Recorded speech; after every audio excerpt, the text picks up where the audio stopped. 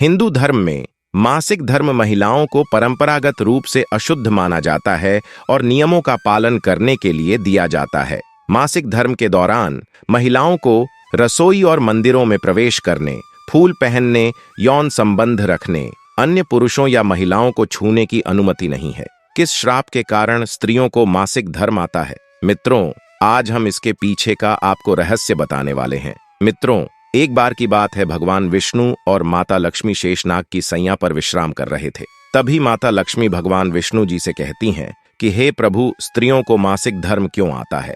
आखिर स्त्रियों को ही यह पीड़ा क्यों सहन करनी पड़ती है? और मासिक धर्म के दौरान संबंध बनाने से क्या होता है? तब भगवान विष्णु कहते हैं, हे देवी, मैं तुम्हें इसके पीछे की एक कथा के बारे में बताता हूँ, जिसे सुनने के बाद आप समझ जाएंगी कि स्त्रियों को ही मासिक पीड़ा क्यों होती है और एक रजस्वला स्त्री के साथ संबंध बनाने पर कौन सा पाप लगता है। परंतु हे देवी, इस कथा को जो भी मनुष्य पूरा सच्चे मन से सुनता है, मैं उसके सारे पाप नष्ट कर देता हूँ और उसे स्वर्ग लोक में यमराज जी के बराबर का स्थान प्राप्त होता है। जो भी मित्र इस कथा को पूरे सच्चे मन से सुनते हैं तो उनके घर में पैसे की बरकत होती है। हे देवी, अब मैं तुम्हें बताता हूँ किस कारण से स्त्री को मासिक धर्म से गुजरना पड़ता है। यह घटना सतयुग की है। सतयुग में कालकेय नाम से प्रसिद्ध एक दानव हुआ करता था। दानव होने के कारण उनका स्वभाव उग्र था और वह हमेशा ही युद्ध करने के लिए तत्पर रहता था। फिर एक दिन सभी दानव वृत्रासुर के साथ मिलकर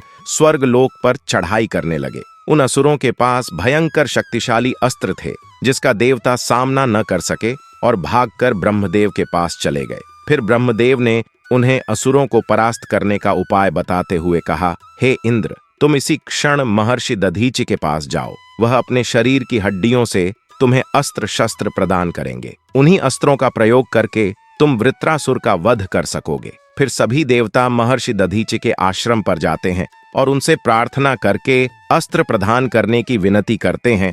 फिर संसार के कल्याण के लिए महर्षि दधीचि अपने शरीर की हड्डियों से अस्त्र शस्त्र निर्माण करते हैं। उन्हीं अस्त्रों में से एक वज्र नाम का अस्त्र होता है, जिसे देवराज इंद्र धारण कर लेते हैं। फिर सभी देवतागण वृत्रासुर के साथ युद्ध करने के लिए निकल जाते हैं। देवताओं और दानवों के बीच भीषण युद्ध होता है। सभी देवता आकाश में दानवों से युद्ध के लिए एकत्रित हो जाते हैं और प्रहार करने लगते हैं। अग्निदेव अग्नि के प्रहार से दैत्यों को दग्ध करने लगते हैं। अग्नि के प्रभाव से दैत्यों का अंग अंग जलने लगता है।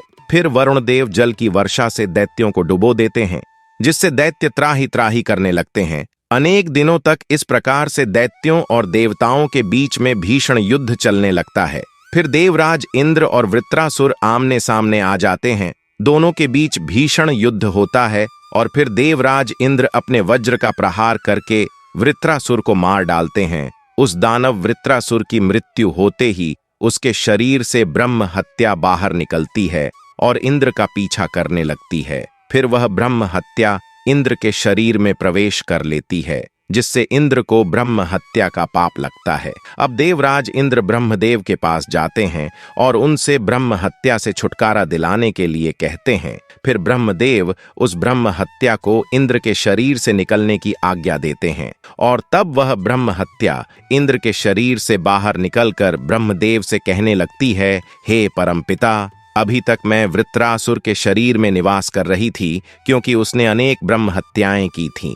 जब इंद्र ने उसकी हत्या की तो मैं इंद्र के शरीर में वास करने लगी। अब आप ही मुझे कोई उचित स्थान दीजिए जहां पर मैं रह सकूं। फिर ब्रह्मदेव कहते हैं, हे ब्रह्म हत्या, मैं तुम्हें उचित स्थान देता हूं। फिर ब्रह्मदेव ने ब्रह्म हत्या के करभाग किया और कहा, हे ब्रह्म हत्या, तुम्हारा 1/4 भाग अग्नि के भीतर रहेगा। जो भी मनुष्य अग्नि को आहुति नहीं देगा, तुम उसके शरीर में प्रवेश कर लेना। तुम्हारा दूसरा 1/4 भाग जल के भीतर रहेगा।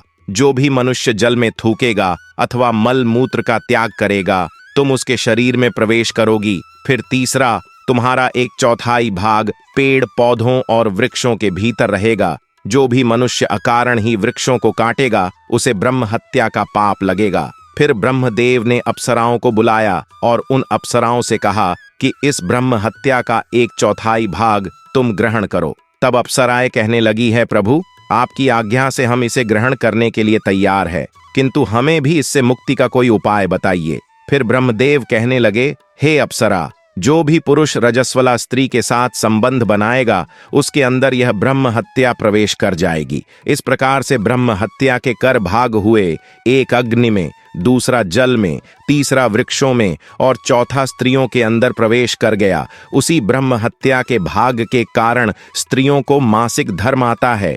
जो भी पुरुष मासिक धर्म के दौरान स्त्रियों को स्पर्श करता है अथवा उनके साथ संबंध बनाता है उसे ब्रह्म हत्या का पाप लगता है। भगवान विष्णु कहते हैं, हे देवी, इस प्रकार से मैंने आपको स्त्री के रजस्वला होने के पीछे की कथा के विषय में बता दिया है। तब मां लक्ष्मी रहती है, हे प्रभु, आज आपने मुझे बहुत ही महत्वपूर्ण ज्ञान दिया है। मैं भी आपको वचन देती हूँ, जो भी स्त्री मासिक धर्म के दौरान पूजा पाठ करेगी, पति के साथ संबंध रखेगी, उसके घर में मैं प्रवेश नहीं करूंगी, जिससे उसके घर के सभी मनुष्य निधन हो जाएंगे। मित्रों, इस प्रकार से मासिक धर्म के दौरान स्त्रियों के साथ मासिक धर्म में कभी संबंध नहीं बनना चाहिए, नहीं तो उसे ब्रह्म हत्या का पाप लगता है। मित्रों, आपको यह कथा कैसी लगी कमेंट करके जरूर बताएं। जानकारी अच्छी लगी तो वीडियो को लाइक जरूर करें। कमेंट में जय श्री हरि विष्णु अवश्य लिखें। इसके साथ ही चैनल को सब्सक्राइब करें और साथ ही इस वीडियो को अपने सभी मित्र बांधों में शेयर भी करें। मित्रों, वीडियो को यहाँ तक देखने के लिए आप सभी का दिल से धन्यवाद।